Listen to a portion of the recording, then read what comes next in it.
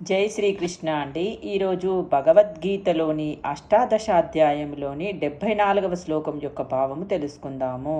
ఇప్పుడు 74వ శ్లోకం. సంజయ ఉవాచ ఇత్యహం వాసుదేవస్య ప్రార్థస్య చ మహాత్మనః సంవాదమిమమశ్రౌషామద్భుతం రోమహర్షణం.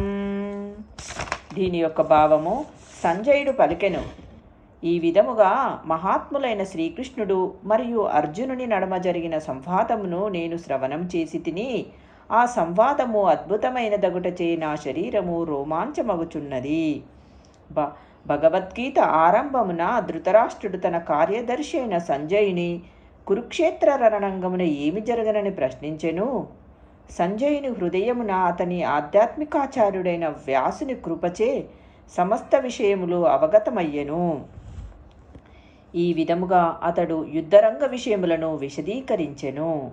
ఇరువురి మహాత్ముల నడుమ భగవద్గీత వంటి అత్యంత ముఖ్యమైన సంవాదము అంతకు ముందెన్నడూ జరిగియుండకపోవుట చేతను మరియు మున్ముందు భవిష్యత్తులో తిరిగి జరుగు అవకాశము లేనందున ఆ సంవాదము అత్యంత అద్భుతముగా నుండెను. దేవాది దేవుడైన శ్రీకృష్ణ భగవానుడు స్వయముగా తనను గూర్చి, తన శక్తులను గూర్చి జీవునకు, భగవానుని పరమభక్తుడైన అర్జునునకు వివరించి ఉండుట చేత కూడా ఇది అత్యంత అద్భుతముగా నుండెను. మనము శ్రీకృష్ణ భగవానుని అవగతం చేసుకొనుటకు అర్జునుని అడుగుజాడలను అనుసరించినచో తప్పక మన జీవితములు సౌఖ్యవంతములు మరియు విజయవంతములు కాగలవు.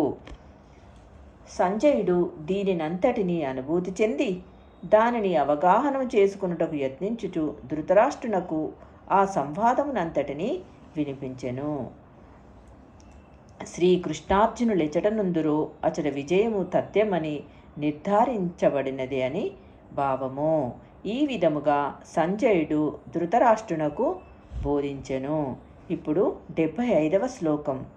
వ్యాసప్రదాచ్రాతు తవానేతద్గుహ్యమహం పరమం యోగం యోగేశ్వరాత్ కృష్ణా సాక్షాత్కతయతః స్వయం. అర్జునుడితో స్వయముగా సంభాషించుచున్న యోగేశ్వరుడైన శ్రీకృష్ణుని నుండి ఈ పరమగుహ్య వచనములను వ్యాసుని అనుగ్రహముచే నేను ప్రత్యక్షముగా వినగలిగితిని. వ్యాసుడు సంజయునికి ఆధ్యాత్మికాచార్యుడు తన గురువైన వ్యాసుని కృపచేతనే తాను దేవాది దేవుడైన శ్రీకృష్ణుని అవగతం చేసుకొనగలిగితనని సంజయుడు అంగీకరించుచున్నాడు. దీనిని బట్టి మానవుడు శ్రీకృష్ణుని ప్రత్యక్షముగా కాకుండా ఆధ్యాత్మికాచార్యుని మాధ్యమముగా అవగతం చేసుకొనవలనని తెలియచున్నది. భగవదానుభూతి ప్రత్యక్షముగా అనుభవింపవలసినదే అయినను ఆధ్యాత్మికాచార్యుడు మాత్రం దానికి మాధ్యమముగా నుండును. ఇది గురు శిష్య పరంపరములోని రహస్యము.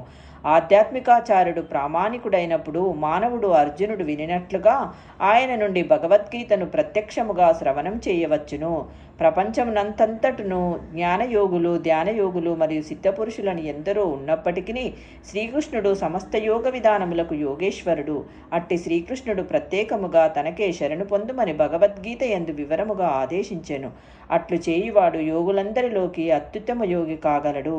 ఈ విషయము షష్ఠాధ్యాయపు చివరి శ్లోకమున యోగినామపి సర్వేషాం అని నిర్ధారింపబడినది.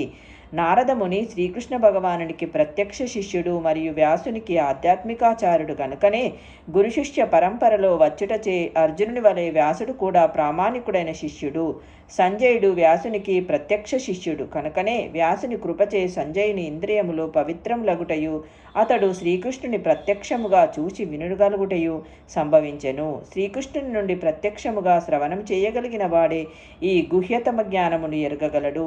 శ్రీకృష్ణుని నుండి వచ్చుచున్న ప్రామాణికమైన గురుశిష్య పరంపర నుండి రానివాడు శ్రీకృష్ణుని నుండి శ్రవణం చేయలేడు. కనుకనే అతని జ్ఞానము భగవద్గీతను అవగాహనం చేసుకొనుటకు సంబంధించినంత వరకు సదా అసంపూర్ణమైయుండును. భగవద్గీత యందు కర్మయోగ, జ్ఞానయోగ, భక్తియోగ వంటి సమస్త యోగ విధానములన్నీ వివరింపబడినవి. అట్టి యోగ పద్ధతులన్నింటికీ శ్రీకృష్ణుడే ఈశ్వరుడు. శ్రీకృష్ణుని నుండి అర్జునుడు ప్రత్యక్షముగా శ్రవణం చేయగలుగుటకు అదృష్టవంతుడైనట్లే వ్యాసుని కృపచే సంజయుడు కూడా శ్రీకృష్ణుని నుండి ప్రత్యక్షముగా శ్రవణం చేయగలిగెను. వాస్తవమునకు శ్రీకృష్ణుని నుండి ప్రత్యక్షముగా శ్రవణం చేయుటకు లేక వ్యాసుని వంటి ప్రామాణికాచారుని మాధ్యమం ద్వారా శ్రీకృష్ణుని గురించి శ్రవణం చేయుట యందు ఎట్టి భేదము లేదు. ఆధ్యాత్మికాచార్యుడు కూడా వ్యాసదేవుని ప్రతినిధియే కనుక వేద విధానమును అనుసరించి ఆధ్యాత్మికాచార్యుని జన్మోత్సవ సందర్భంన వ్యాసపూజ అను ఉత్సవమును శిష్యులు నిర్వహించుచుందురు అని భావము. జై శ్రీకృష్ణ అండి. రేపటి వీడియోలో మరికొన్ని శ్లోకములతో మళ్ళీ కలుస్తాం.